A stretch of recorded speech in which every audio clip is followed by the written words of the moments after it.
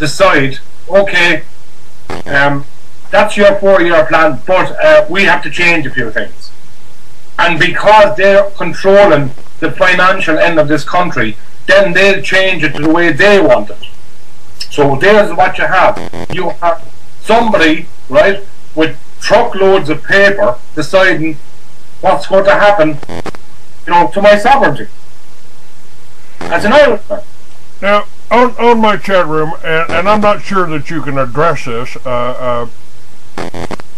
but they said, please talk about the South African government. They are destroying the country. Now, I pointed out before that those racist white South Africans had been established in South Africa longer than we've been in this country. And suddenly there was the Boer Wars. That was the English going after them too, weren't they? In the South, yeah. They were independent. Yeah. They were independent farmers, and they had a lot of wealth, gold, diamonds.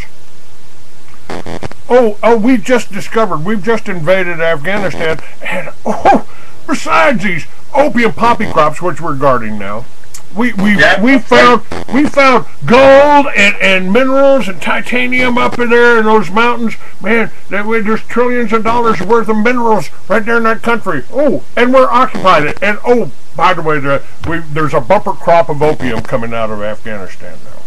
I have no doubt about it.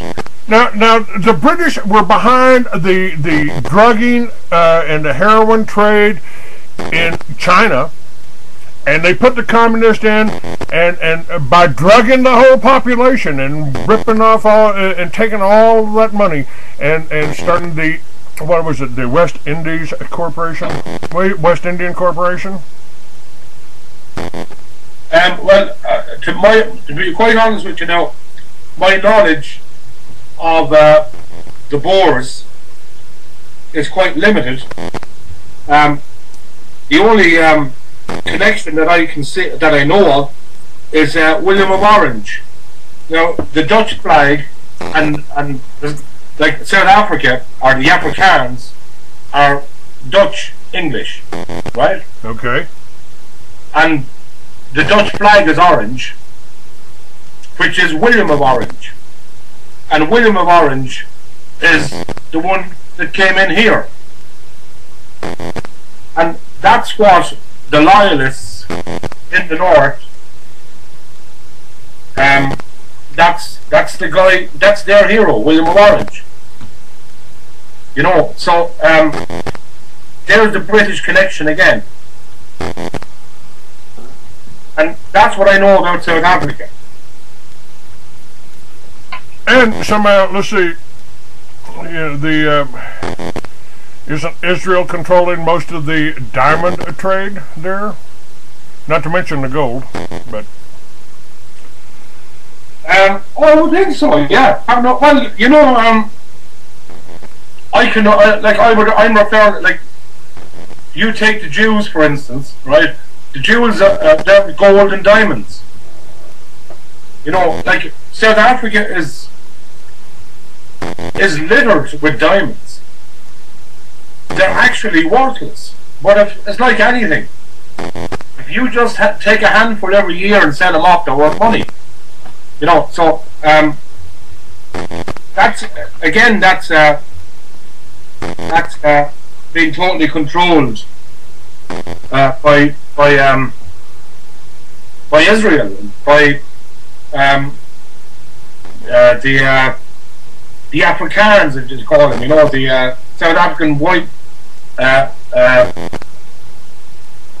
for want of a better name, fucking bastards. You know. This whole planet is it's totally controlled, and it's all back to the Illuminati. That's where it goes, you know. It's just, I'm sure you have. I've seen it here in the last 6 months. Every newspaper you pick up, TV ads, everyone's buying gold.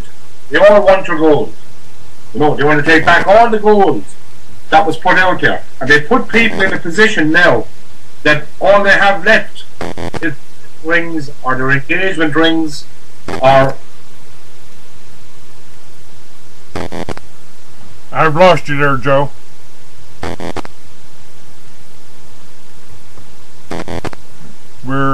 I'm not hearing you, Joe. Let's see. Okay.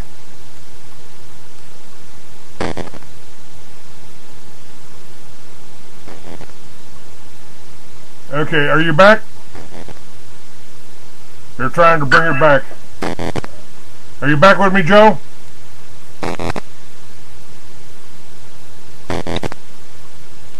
Okay, we're trying to get back here. Hang on a minute.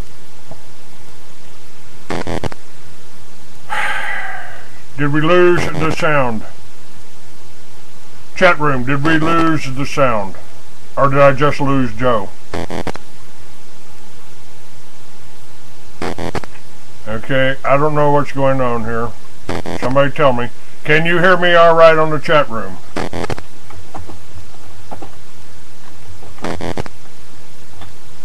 Evidently not. I can hear you just fine. Everything's fine. You just lost your guy. Okay. All right. It seems like Joe is not available at the moment, but like I can hear you just fine. Okay, thanks. Were you on? You're on the you're on the talk show. Okay, hang on. Here we go. Here it goes.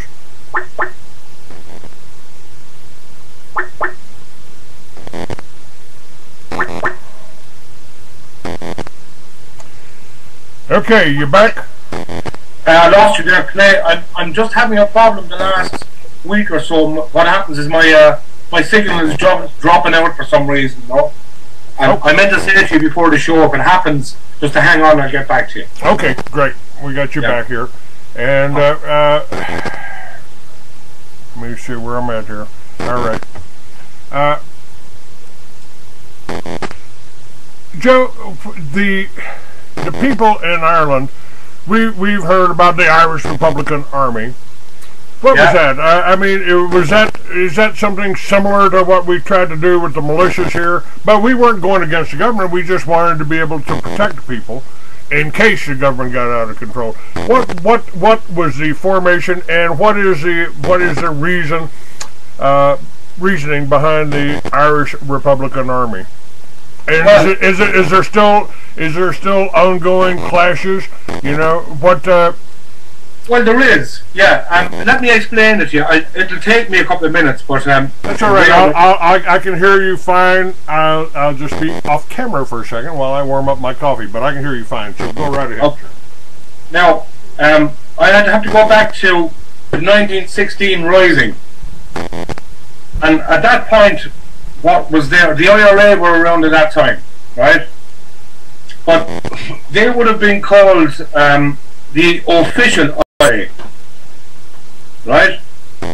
And what happened after that, when De Valera made the agreement with the British establishment and gave away the six counties, and bearing in mind that De Valera was an American, but that's what he did. He gave away our 6 counties. So what happened then was the provisional IRA were formed, but they didn't come into action until maybe they didn't actually. There's nothing happening until around the 1970s, when it was seen that nationalists in the north of Ireland were being victimised to the point they were being burnt out of their houses, they were being starved, they were given no work. The loyalists and unionists were in total control in the north. So what happened then was the IRA sprang into action, and the idea was to fight off the British and to fight off now. And I should be saying the English in actual fact. When I say the English, I mean, or when I say the British, I mean the English. That's the problem. And what they did was they were a guerrilla army. So they would organise ambushes and so on and so forth. but they weren't getting very far, and they didn't have much backing behind them.